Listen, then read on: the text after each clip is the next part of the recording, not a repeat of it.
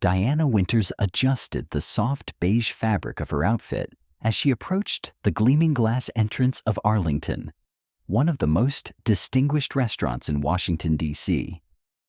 At 45, she moved with the grace and certainty that only decades in the culinary world could bring.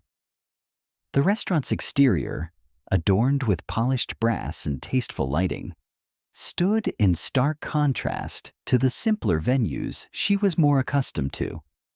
She whispered to herself, "I can do this," drawing in a steady breath.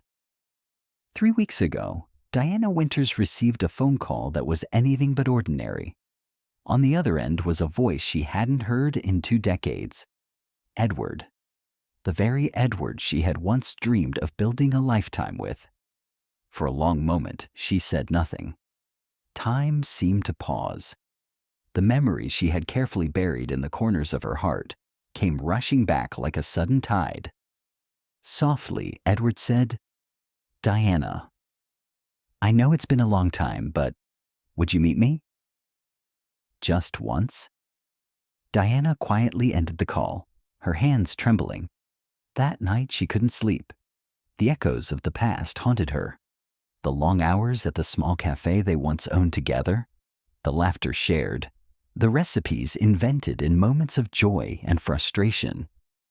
Their bond had been built not only on love but on dreams, long nights, and relentless effort.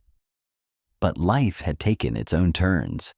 Misunderstandings, ambition, and a string of unfortunate events drove them apart. No goodbye, no closure. Now, after all these years, Edward was back in touch. He told her he was now the co-owner of Arlington, one of Washington's premier restaurants, and he wanted her, to craft a signature dish for the new season. One dish that would define the restaurant's new direction. One dish that would bring them together in the way only food ever could. That was why Diana stood now before the grand glass doors of Arlington. Her fingers smoothed the front of her beige blouse, her breath slow but steady. The restaurant's polished brass facade and elegant lighting reflected more than just opulence. They reflected the weight of choices, the pull of old emotions.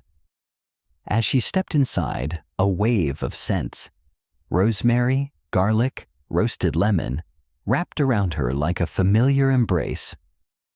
The ambiance was sophisticated, but not intimidating. It felt intentional, welcoming. Then she saw him. Edward. He stood across the room, dressed in a deep navy suit, a subtle gray in his beard now.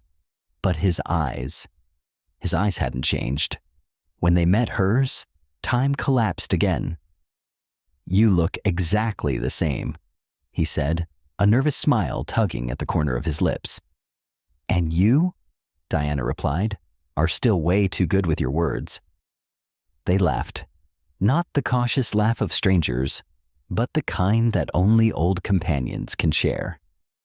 The air between them shifted. It wasn't heavy anymore. It was warm.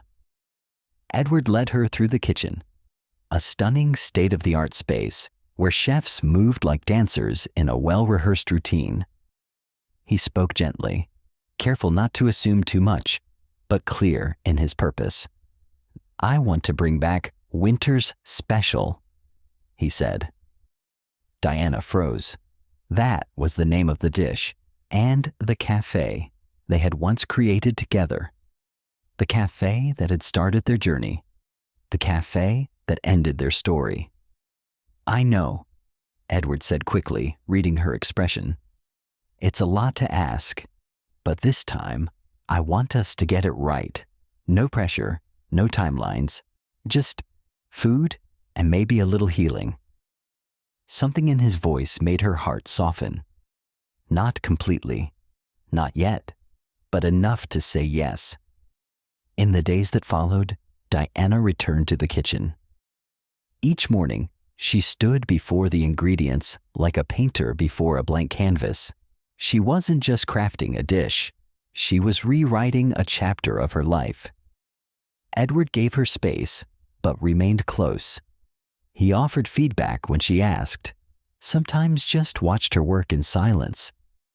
Other times, he reminisced about the first day they opened their cafe, the night a food critic unexpectedly arrived, the silly arguments they had over parsley.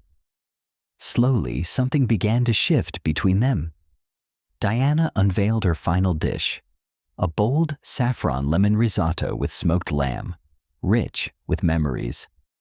Edward tasted it and whispered, "This is everything we were and could be." On debut night, the restaurant buzzed with awe as guests savored the winter's special. A critic asked her secret. She smiled.